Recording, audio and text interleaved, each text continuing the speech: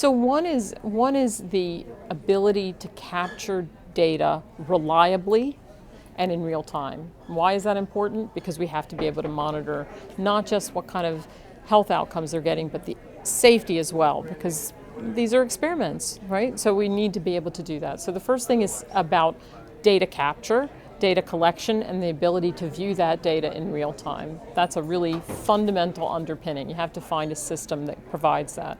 The other thing is, because you want to be non-disruptive, it has to be an integrated system. What do I mean by integrated?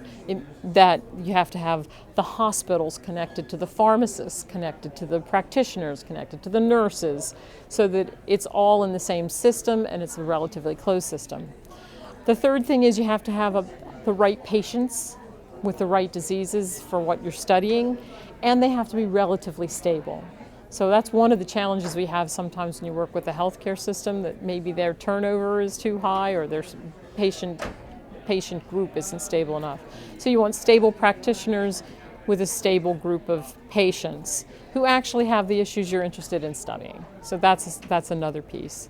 And then another enabler for it is that you can work with payers, groups that are going to assess value, to agree with them what the protocols might look like, and with regulatory authorities to get reassurance that that study will be validated. Because Salford had to be open label because that's how you do it without disrupting usual care. So those kinds of things are not the norm. But you do see an opportunity in the US with that.